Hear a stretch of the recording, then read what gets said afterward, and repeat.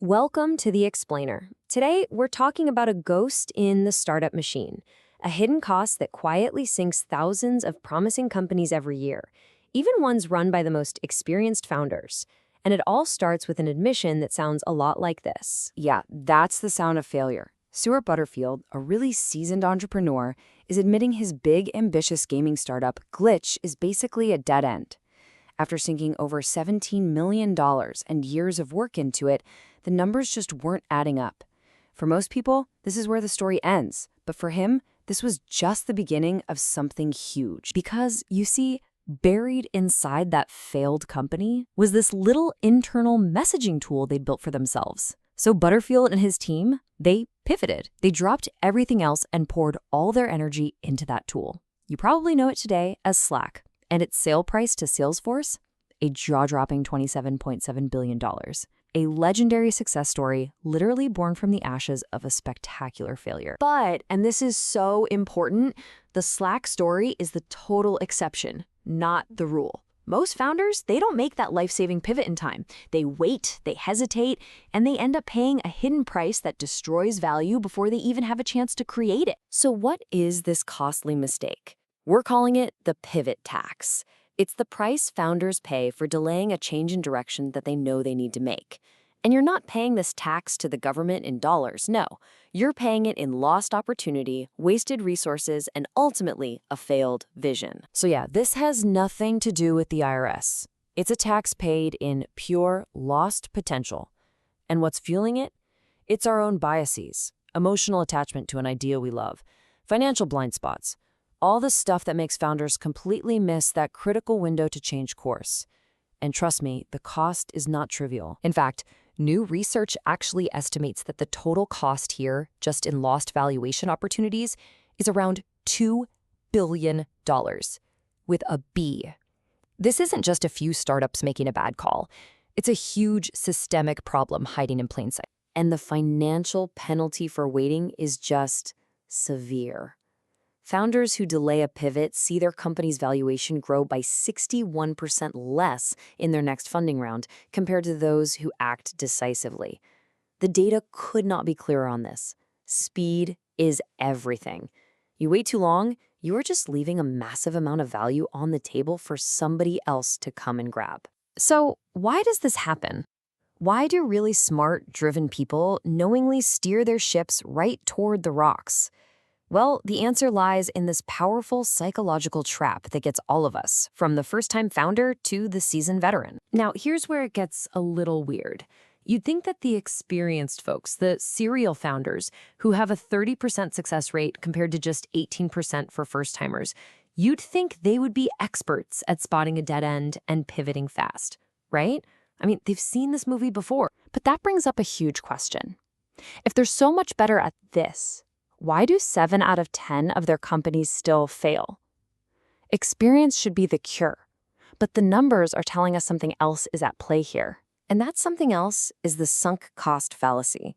It's our very human tendency to keep throwing good money after bad. We keep investing time, money, our ego, just because we've already invested so much. We irrationally think, oh, if I just put in a little more, I can turn this whole thing around, even when every piece of evidence is screaming at us to stop. It's not about logic. It's about not wanting to admit that all that past effort went to waste. Okay, so now we know why it happens. Let's get practical. How can you tell if you are falling into this trap? Well, researchers have pinpointed 3 critical warning signs that you might be paying the pivot tax right now. These 3 signs, they usually show up in order. It starts with the market. Number 1, you're just getting persistent, lukewarm interest. That leads to number 2, you hit a scale ceiling where the basic math just stops working.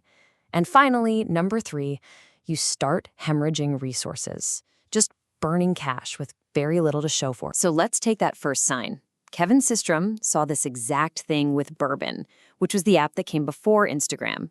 He said people would download it, try it out, but they just wouldn't stick around. They'd bounce off.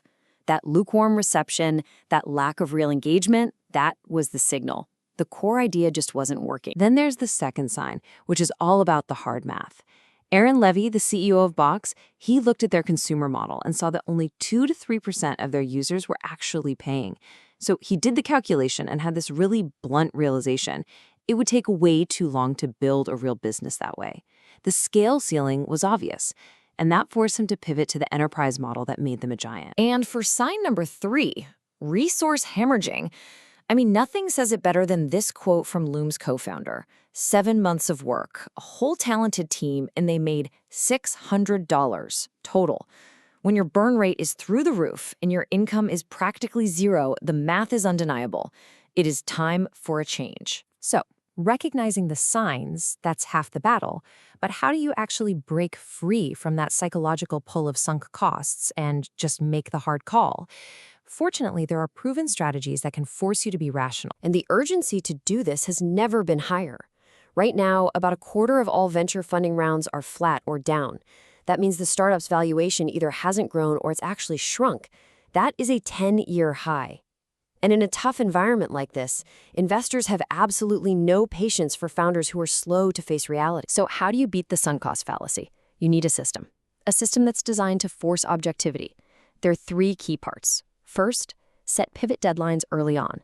Second, bring in external people, advisors, board members, to give you an unemotional perspective. And third, focus relentlessly on forward-looking metrics, not on what you've already spent. All 3 of those together help take your ego out of the equation. You know, this all comes down to a fundamental mental shift. You have to stop asking, how can I justify the time and money I've already spent? That's looking backward. That's sunk cost. Instead, you have to ask, where will my next dollar and my next hour generate the highest possible return? That's looking forward. That's opportunity cost, and it is the only question that matters. And the rewards for making that shift quickly are just immense. I mean, Instagram pivoted from bourbon in a matter of weeks. Slack shut down Glitch decisively. And YouTube? They ditched their original idea as a video dating site in under a week. The biggest successes don't waste time mourning a failed idea. They rapidly redeploy their resources toward the next big opportunity. So the final takeaway is this. For pretty much every startup, a pivot isn't a possibility, it's an inevitability. So the real question isn't if you'll pivot, it's whether you'll have the courage and the system in place to do it fast enough to capture all that value, instead of paying the tax that leads straight to ruin.